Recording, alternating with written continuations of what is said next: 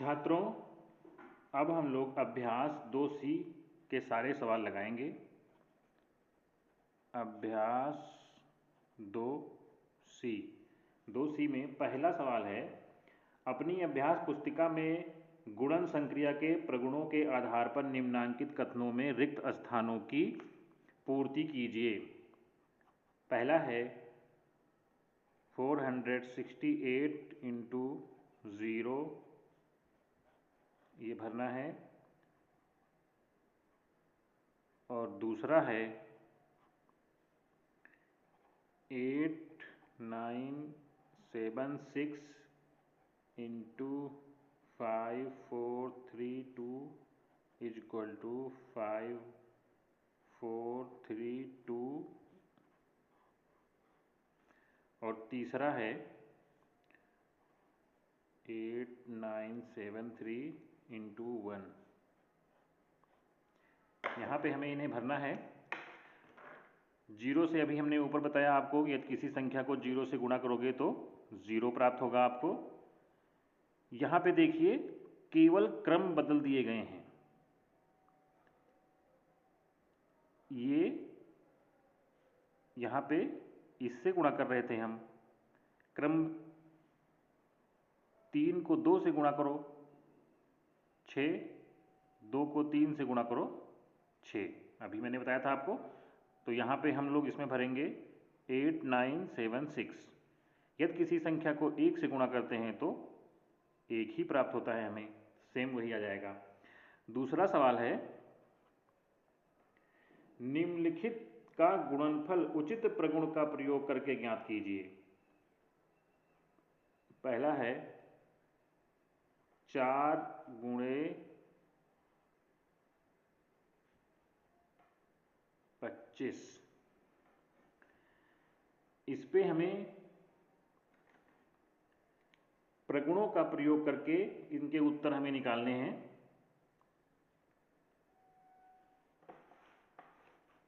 तो सबसे पहले हम इसमें सहचर्य नियम का पालन करेंगे। 4 गुणे 2834, इसको एक ब्रैकेट में करते हैं, और 25, ठीक है। अब हम 4 को 2834 से गुणा करेंगे तो आएगा 11336। और अब हम इसको यदि 25 से गुणा कर देंगे तो आएगा 28,000,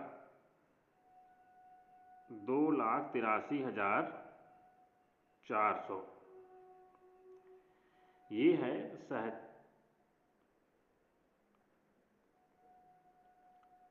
सहचर्य नियम से, ये सहचर्य नियम से है। अगला देखिए, हम क्रम विनिमय का नियम लागू करेंगे इसमें। तो ये हो जाएगा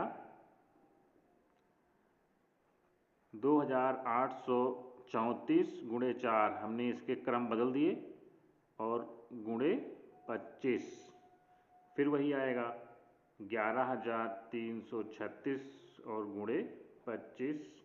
जब हम इसको हल करेंगे तो ये फिर आएगा 2,83,400।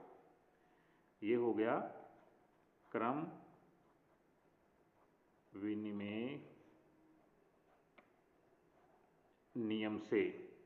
अब हम सहचर्य के नियम से कर चुके हैं, क्रम विनिमय के नियम से कर चुके हैं, और उत्तर देख रहे हैं दोनों का समान आया है। इसी तरह से दूसरा सवाल है 5 गुणे 658 गुणे 80। अब हम इसको भी करेंगे। सबसे पहले तो हम इसको सहचर्य के नियम से करेंगे। 5 गुणे 658 एक ब्रैकेट में हो जाएगा, और गुणे 80 चर नियम से। दूसरा है 658 गुणे 5 गुणे 80 क्रम विनिमय नियम से।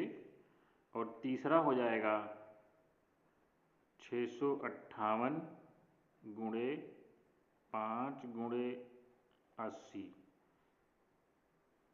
और इसको जब आप हल करेंगे तब 658 गुणे 400 बराबर 2,63,200 उत्तर आएगा। ठीक है। अगला है, तीसरा सवाल है 25 गुणे 4,837 गुणे 40। इसको हम लोग हल करेंगे। सबसे पहले 25 गुणे 4,837 को एक ब्रैकेट में करेंगे, गुणे 40, ये हो गया साहचर्य नियम से। दूसरा हो जाएगा 4,837 गुणे 25 गुणे 40, ये क्रम विनिमय नियम से। हमारे ख्याल से आ नहीं रहा था क्या? चलिए ठीक है। और तीसरा है 4,837 गुणे, इसको हम 25 को इधर रखेंगे 40 के साथ में। एक बार हमने इन दोनों का ग्रुप बनाया और एक बार हम 25 गुणे 40 करेंगे। ये भी साहचर्य नियम से। अब हो जाएगा 4,837 गुणे, इसको गुणा करेंगे तो 1,000 आएगा, और 4,837 और 3 जीरो इसके पीछे लगा दीजिए। ये गुणा में आप लोगों ने सीखा होगा। तीसरा सवाल है वितरण प्रगुण का प्रयोग करके निम्नांकित में से प्रत्येक का गुणनफल ज्ञात कीजिए।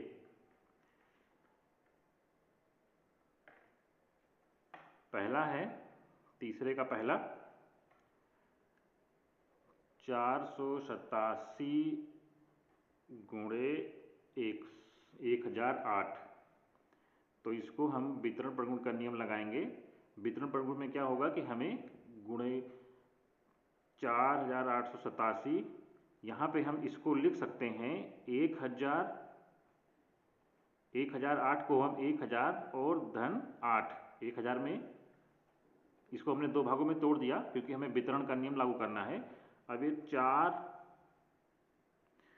487 गुणे 1,000 धन 487 गुणे 8, इस तरह से हो जाएगा। 487 गुणे 1,000, तो यहाँ पे हमें 3 जीरो मिल जाएगा, और इसको जब गुणा करेंगे तो ये आएगा 3,896, और उत्तर आ जाएगा 4,90,896। ये तीसरे का पहला सवाल था। तीसरे का दूसरा सवाल है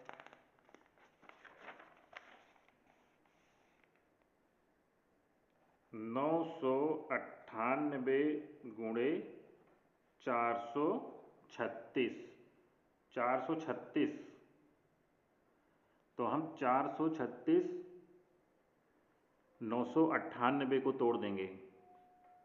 998 को तो हम 436 ले लेते हैं आगे, और 998 को जब हम तोड़ेंगे तो हम इसमें अगर 1,000 में से 2 घटा दिया जाए तो 998 हमें प्राप्त होगा। बस इसी को हमने ऐसे लिख लिया है। अब वितरण नियम से लागू कर दिया है इसको। वितरण नियम से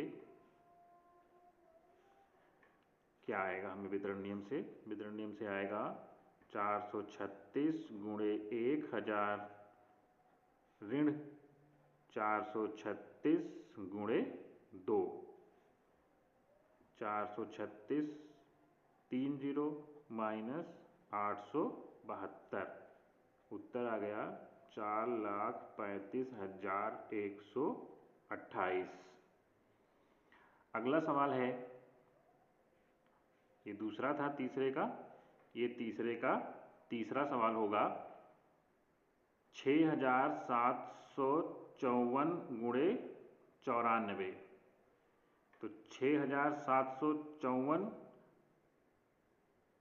गुणे 94 को हम लिख सकते हैं 100 - 6 वितरण नियम से। फिर 6794 का ब्रैकेट खोलने पे दोनों में गुणा हो जाएगा, 100 आ जाएगा, ऋण लगेगा 6754 गुणे 6, 6754 2 जीरो माइनस जब हम गुणा करेंगे तो 40,524 आएगा और इसको हल करने पर आएगा 6,34,876।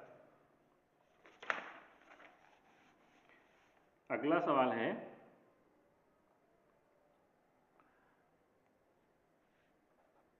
26,478 को गुणा कीजिए 106 से और नियम लागू कीजिए वितरण नियम।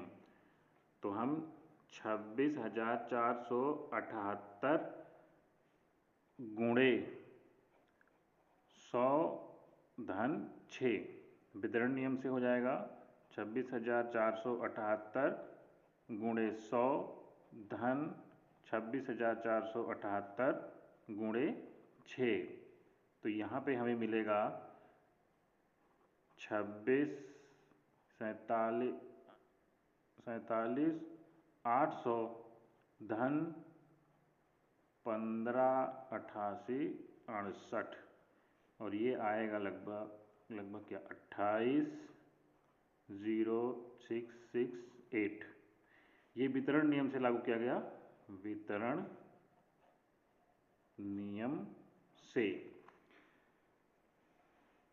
2C के सारे सवाल अब खत्म हो गए हैं। कल हम लोग 2D करेंगे। धन्यवाद।